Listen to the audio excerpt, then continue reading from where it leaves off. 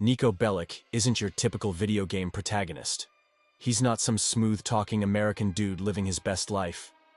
He's literally fresh off the boat from Eastern Europe, speaking broken English, trying to figure out how to navigate this massive concrete jungle called Liberty City. And that's exactly what makes his story so authentic when it comes to the immigrant experience in America. The game doesn't sugarcoat anything about what it's like to be an outsider trying to make it. From the moment Niko steps off that cargo ship, everything feels foreign and overwhelming. The way he talks to people, the way he observes American culture with this mix of fascination and confusion, it's all so genuine. He's not trying to be cool or fit in immediately. He's just trying to survive and maybe, just maybe, find some version of success that doesn't involve the violence he left behind in Europe. Niko comes to America because his cousin Roman has been filling his head with stories about bowling alleys, luxury cars, and living the dream. But when he actually arrives, Roman's successful business is a struggling taxi company, and they're both barely scraping by.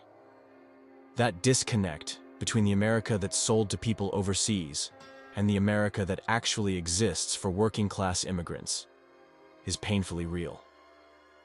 The game captures all these small details that other stories about immigration usually miss, like how Niko has to learn American slang, how he's constantly being looked down on for his accent, how he's stuck doing jobs that Americans don't want to do. Even the way he dresses and carries himself screams, "I'm not from here," in a way that feels authentic rather than stereotypical. And the game shows how the American dream isn't just about money or success.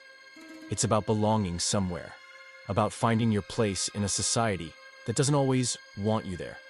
Niko's journey isn't just about climbing the criminal ladder. It's about figuring out who he wants to be in this new country while dealing with the trauma and baggage he brought with him from the old one. The realism in GTA 4 goes beyond just the immigrant experience, though. The entire game feels grounded in a way that the series had never been before, and honestly, hasn't been since. Liberty City doesn't feel like a playground.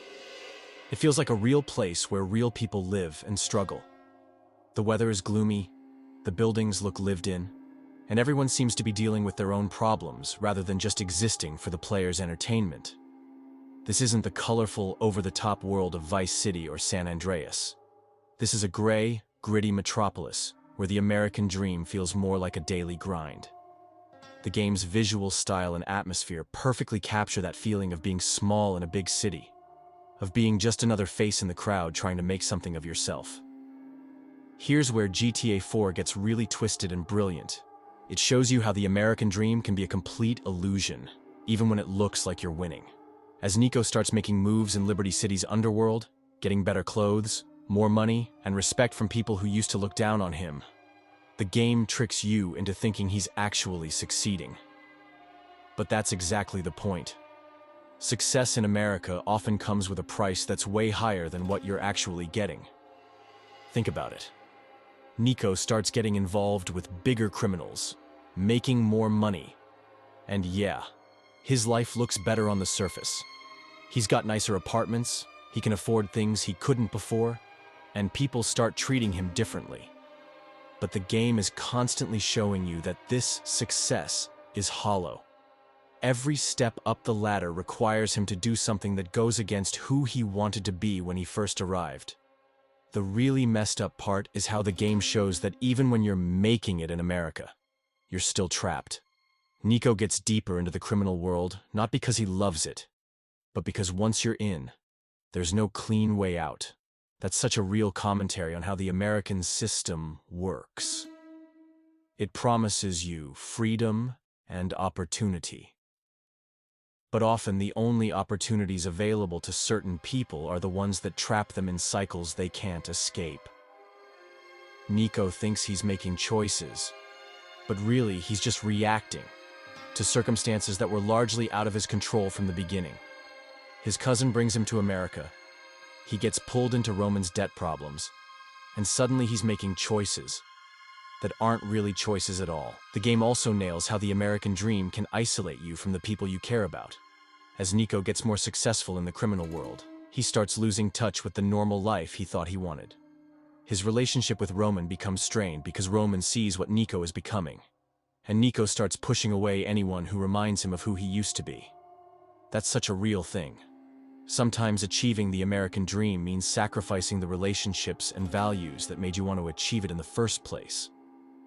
I also love how the game handles the psychological cost of success. Even when Niko has money and power, he's clearly not happy. He's more paranoid, more violent, and more disconnected from normal human emotions. The game shows that the American dream often requires you to become someone you don't recognize, and by the time you realize what you've lost, it's too late to go back. The brilliant thing is how the game uses the open-world structure to reinforce this theme. Liberty City is full of activities and things to buy, but none of them actually make Niko feel better about his life. You can go bowling with Roman, you can buy expensive clothes, you can get the nicest car in the game, but Niko still feels empty inside. That's such a perfect metaphor for American consumer culture. We're told that buying things and having experiences will make us happy, but they're just distractions from deeper problems. The game also shows how the American dream is often about performing success rather than actually achieving it. Niko learns to talk differently, dress differently, and act differently to fit in with American criminal culture. But underneath all that performance, he's still the same traumatized guy who came to America looking for peace. The clothes and the money don't change who he is. They just hide it better. These guys who seem powerful and successful are all just as stressed and paranoid as everyone else. They're not living some glamorous life. They're constantly worried about getting arrested, killed, or betrayed by their own people. The game shows that even at the top of the criminal ladder, you're still just another person trying to survive in a system that doesn't care about you. The dating mechanics in the game also reinforce this theme in a subtle way. Niko can go on dates and try to have normal relationships, but his lifestyle makes it impossible to connect with people authentically. He has to lie about what he does for work. He's always looking over his shoulder and he can't trust anyone completely. That's such a real consequence of pursuing the American dream through illegal means. You sacrifice your ability to have genuine human connections. The game is also really smart about showing how the American dream can become an addiction. Niko keeps telling himself that he just needs to make a little more money, pull off one more job, and then he can quit and live peacefully. But there's always another problem, another debt, another enemy that requires him to stay in the game. It's like the American dream becomes this carrot that's always just out of reach, keeping you running on a treadmill that goes nowhere. Now, let's talk about something that makes GTA 4 even more brilliant, the political commentary woven throughout the game. But here's the thing. It's not hitting you over the head with heavy-handed political messages. Instead, it's this subtle, almost casual critique of American politics and society that connects directly to the American dream narrative in ways that feel completely natural. The genius of GTA 4's political commentary is how it shows politics as this background noise that affects everyone's lives, but that most people feel powerless to change. You've got these radio stations and TV shows constantly talking about elections, wars, and economic policies. But for characters like Niko, it's all just noise. He's too busy trying to survive to engage with the political system, which is exactly how it works for most working-class immigrants in real life. He can't vote. He doesn't have connections to politicians, and the policies being debated on the radio don't really address his actual problems. The game shows how the American dream is supposed to be for everyone, but the political reality is that some people are always going to be excluded from the conversation. The media satire in GTA 4 is absolutely next level when it comes to political commentary. Those fake news shows and radio programs aren't just random jokes. They're showing how American media creates this constant cycle of outrage and distraction that keeps people from focusing on real issues. While Niko is out here struggling to pay rent and avoid getting killed, the news is obsessing over celebrity scandals and manufactured controversies. The game also nails how American politics uses fear to control people. You've got these constant references to terrorism, crime waves, and foreign threats that justify increasingly authoritarian policies.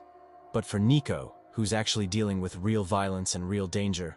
All that political fear-mongering feels completely disconnected from reality. It's like the politicians are solving problems that don't exist, while ignoring the ones that do. The game shows that both major political parties are basically selling the same American dream fantasy, just with different marketing. You've got conservative politicians talking about traditional values and hard work, and liberal politicians talking about opportunity and inclusion, but neither side is actually addressing the structural issues that make the American dream impossible for people like Niko to achieve legally. The cops in GTA 4 aren't portrayed as heroes or villains. They're just another part of a system that's designed to maintain order rather than create justice. They're not trying to help people like Niko achieve the American dream. They're trying to keep him in his place. That's such a real critique of how policing actually works in America, especially for immigrant communities. The way the game handles post-9/11 America is also really subtle but effective. Liberty City feels like a place that's constantly on edge, where everyone's suspicious of everyone else, and where the government is always watching. That paranoid atmosphere directly impacts the American dream narrative because it shows how fear and surveillance make it harder for people to trust each other and build the communities they need to succeed.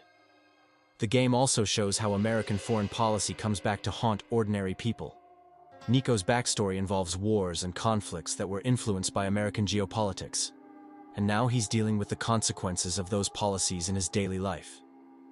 That's such a smart way to show how American political decisions affect people around the world, and how those effects eventually come home. The political commentary is how it shows that corruption isn't just about individual bad actors. It's built into the system. The criminals Niko works with have connections to politicians and law enforcement. The businesses he interacts with are involved in money laundering and fraud, and everyone seems to be cutting deals with everyone else. The game shows that the American dream is often about who you know and what rules you're willing to break, not about hard work and merit.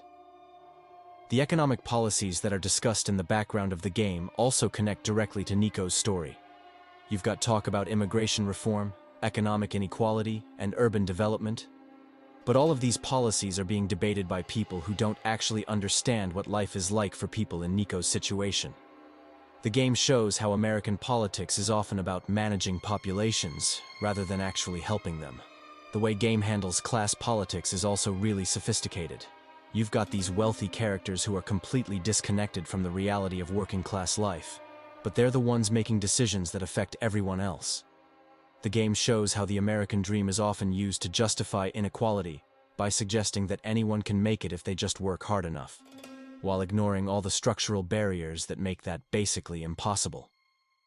The game also nails how American individualism is used as a political tool. The idea that everyone is responsible for their own success or failure is constantly reinforced through the media and political discourse. But the game shows how that individualism actually makes it harder for people to organize and fight for better conditions. Niko is so focused on his own survival that he can't see how his problems are connected to larger political and economic systems. And we are done. What do you think of my analysis and your personal take on American Dream portrayal in GTA 4? Comment that down, and I'll see you in the next video. Thanks for watching.